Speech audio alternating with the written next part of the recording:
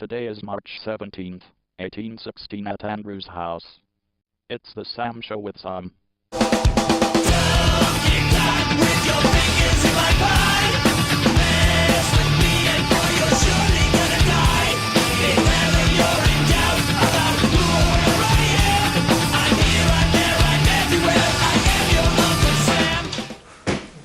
Tonight on the Me Show, we'll have two special guests, Tecumseh and the Prophet, the leaders of the Native American Confederacy.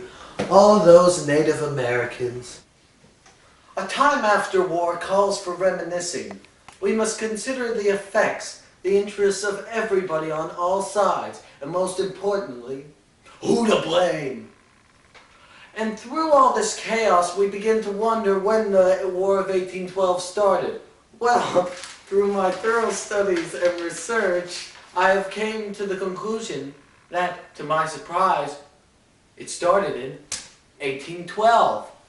It was the summer of 1812, and James Madison was a lonely and desperate man leading a lonely and desperate nation, begging for some companionship, probably due to the Non-Intercourse Act. Across the pond, a player named Napoleon watches from a distance. He knew that if he played his cards right, he could get anything his heart desired. He was a man on a mission, seduce and destroy.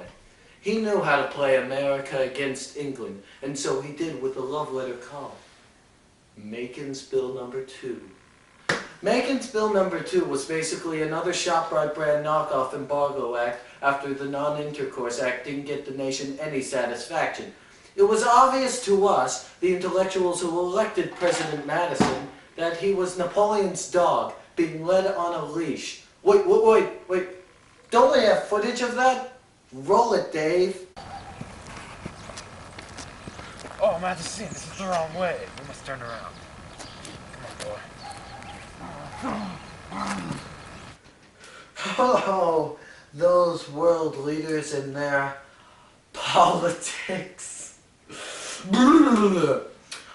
As I was saying, in order to understand the bill, I think you should think of it as a bad case of acne on prom night. It prevents any British vessels from entering U.S. harbors.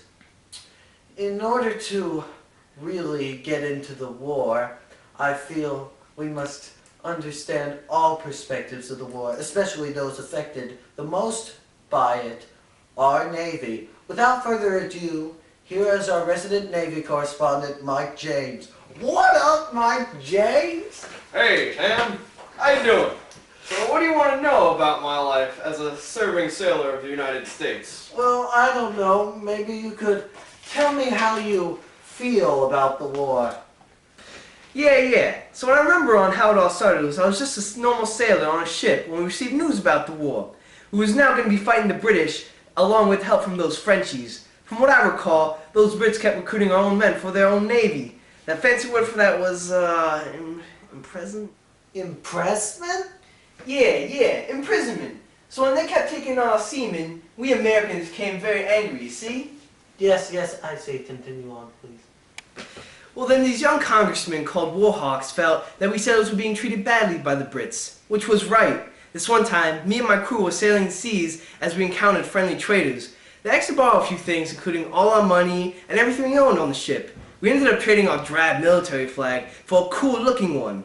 Then, we docked in a nearby British harbor, and then unexpectedly, they started attacking us. We fled, and then we swore vengeance on the British.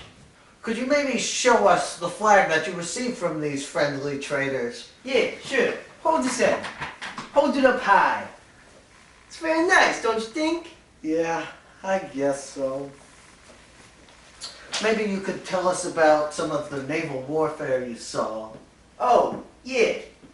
Well, our Navy was more productive than previous because our Navy was much more efficient than it previously was. Yes!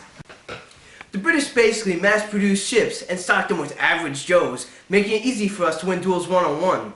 American privateers also helped us out a lot. You see, they distracted the Brits by destroying all the merchantmen. They also diverted a lot of British manpower to the privateers instead of our own Navy. Sounds like the privateers were invaluable. Well, no, Sam. They were quite valuable. Without none of them, none of this would have happened.